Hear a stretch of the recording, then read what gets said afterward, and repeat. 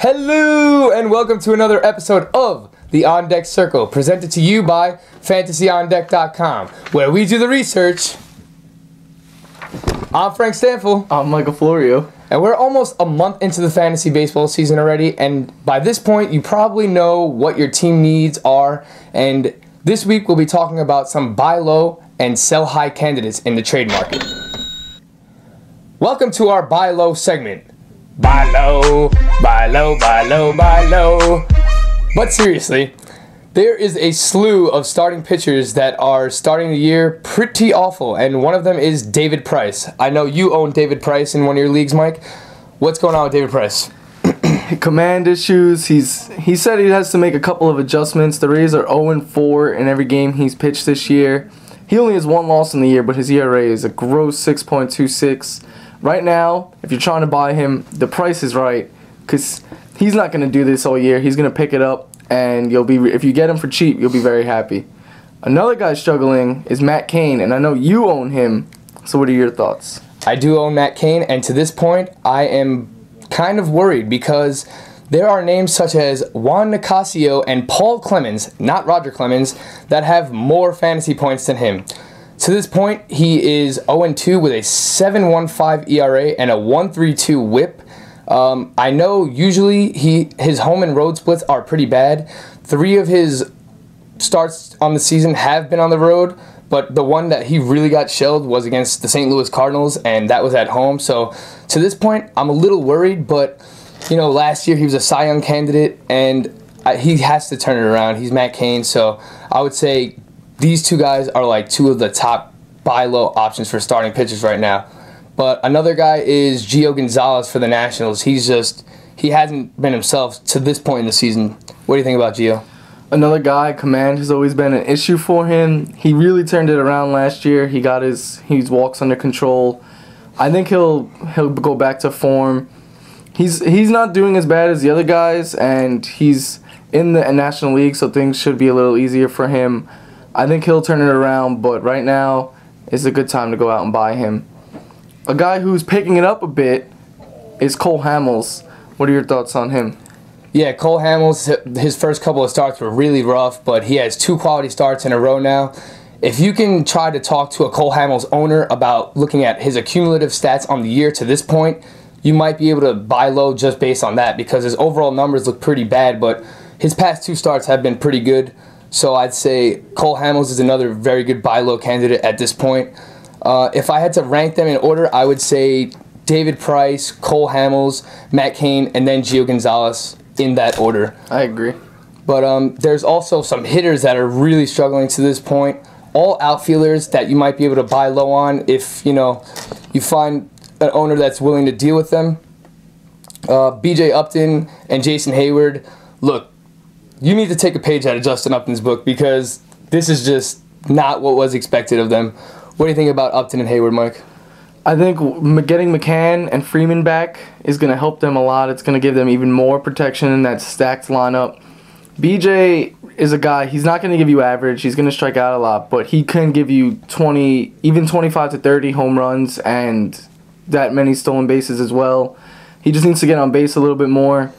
I think he'll pick it up as he gets used. He makes the adjustment to the new league, new team, new stadium. What about Hayward? Look, both of these guys are batting under the Mendoza line right now, but if I had to choose one of them to go out and get, I would personally go out and get Jason Hayward.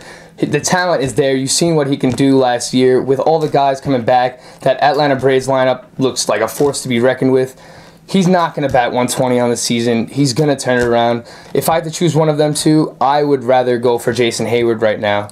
An interesting thought with Hayward, it could be putting him in the 2-hole is maybe affecting him a bit. He may be taking more pitches than he was last year, but that will change. That's true. Another guy who's kind of been howled by injury this season is Giancarlo Stanton on the Miami Marlins. He hasn't been himself. He has no lineup protection. A lot of people knew the deal going into the year with Giancarlo Stanton. This is something that we were worried about, but it's interesting to think about. There's teams that might trade for him later on in the year, such as the Mets, Boston Red Sox, and the Texas Rangers, that all have expressed interest to him in this point. So would you consider Stanton a good buy low candidate? I would, but I would be a little worrisome. He has been plagued by injury. Owners should hope that his shoulder was what was limiting him before he missed time, but his at-bats were ugly. He's getting pitched around. He's chasing pitches. Hopefully he'll move to a different lineup or he'll adjust and he'll get pitched to, but I mean, he's Giancarlo Stanton. He's going to hit home runs, so it's just a matter of time. I would say the best case scenario for Giancarlo Stanton is to be traded, but it's just there's no way of knowing if it's going to happen or not. The final outfielder that I would say is starting off pretty bad, despite like only a few games that he's had on the season, is Josh Hamilton. He's struggling coming over to the Angels, even though it's in the same division. So you don't really know what the problem is at this point. But what do you think about Hamilton? You think he's going to turn it around? Yeah, it's a thing with the Angels. They start slow every year. Like Trout started slow this year, Pujols, but they seem to be picking it up. But Hamilton, I think he will, but he hasn't struggled for a hit this bad in a while. But what are your thoughts on him? I think eventually he has to come around. That lineup is way too talented. He hits in a good ballpark. I think a couple of seasons ago he also got off to a slow start, so that might be something to look out for. He's a guy who's been known to go into bad slumps, and then in 1 week he'll put up enough points to win you the week alone. So. Yeah, he's a very streaky hitter. But to this point, his overall numbers have been real bad. If you could go out there and get him for a good deal, I would definitely recommend doing that. Before we get into the sell high candidates, here is Bip with our fantasy shames of the week. What a stupid sign. As always, this is Philip Watson reporting to you live from Fantasy On Deck headquarters with your fantasy shames of the week. We have Adam Dunn going a solid 1 for 21 and 11 strikeouts. Does he even have eyes? Will Middlebrooks, the only thing he was hitting was air this week. We have the Super Sombrero brothers, Prince Fielder and Ryan Braun, striking out 4 times in a single game each, earning them solid gold. Gold all in my chain, gold all in my ring, gold all in my watch. We have Alexei Ogando, who the only thing he was killing this week was his ERA. That brings us to our fantasy shame of the week. Kansas City setup man, Kelvin Herrera, who got rocked multiple times this week, bringing his ERA to an atrocious 7.36. Our fantasy shame for a reason. Back to you guys. Well, thanks, Bip. Here are some guys that you can sell high. The first guy is Roy Halladay. After starting the year horribly, in his last 2 games, he's gone 15 innings and only allowed 3 earned runs over that period. Those are the first 2 quality starts of the season for him, and he earned his first 2 wins in those starts. Do you think right now is the time to sell high on Roy Halladay? If you could sell him based on his name and those last 2 starts for like a good, decent package, I would, but I actually have faith in him turning it around. He's not going to be the Roy Halladay that we've all grown to, know and love, but he will. I think he'll be like a number 3 or 4 solid starting pitcher. How about you? I'm much more pessimistic about Roy Halladay than you are, just based on the spring alone and those earlier starts. It wasn't enough. These 2 starts were not enough for me to, be sold on him. If you could trade him for like anything right now, I would take it because I think he's going to fall off again. I think he's just making the adjustments to his velocity decreasing a bit. I think he'll figure it out.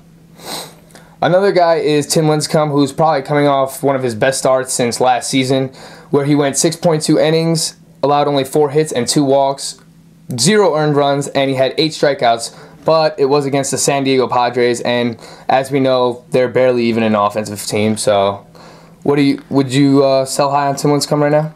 He's another guy that if you can get a good package for it, and then you can trade him, go sell high, but he's another guy that I think is going to weather the storm. I think his problems are more mental than physical, as everyone blames his velocity drop, but his velocity's maintained the same area the last 3 seasons. I think it's just a mental issue, and hopefully he breaks out of it. How about you? Just like Roy Halladay, I have really no positive thoughts about Tim Lincecum. Just based on the walks this season, in each game, it's just they've been really bad. Granted, against the Padres, it was much better, but I wouldn't put too much into this start. If you have him and you get something decent for him just based on his name alone. That's the thing with these two guys is just you might be able to get something just based on their name alone. Former Cy Young candidates and winners. Yeah, I would definitely try to move those guys right now if you can. But two hitters that I know are really outperforming where they were drafted, or even if they weren't drafted, are Coco Crisp of the Oakland A's and John Buck of the New York Mets. What do you think, Mike? Do you think these guys can keep it up, or should you trade them while you can? I would definitely trade both of these guys. If there's one that you're going to want to keep, it's Coco Crisp. He's, right now, the only hitter that has more fantasy points in the year than him is Chris Davis. He has 5 home runs, 9 RBI, and 6 stolen bases. He's not just doing it with power. He's doing a little bit of everything. And he did miss a couple of games with a groin injury, and he's still the second most fantasy points. John Buck, on the other hand, you know what you're going to get. His best year ever, he hit 20 home runs. He already has 6. He's 21 RBI. But he looked like he was cooling off, and then he had a good series against the Nationals this past weekend. But he's going to come back down to earth, and eventually the Mets are going to call up their top catching prospect, Travis d'Arnaud. So I would sell him high, definitely. Coco Crisp, I would sell high too, but if you can't, if people are a little weird or something about him, I would hold him. So you don't think the Mets should convert Travis d'Arnaud into a right fielder just to keep the bat of John Buck in their lineup every day? Stop. Alrighty then. As usual, don't forget to follow us on Twitter at Fantasy on Deck. Like us on Facebook, subscribe to our YouTube channel, and make sure to register on the site. It's been real. Stay classy, fantasy owners. And that's the bottom line, because the Don said so.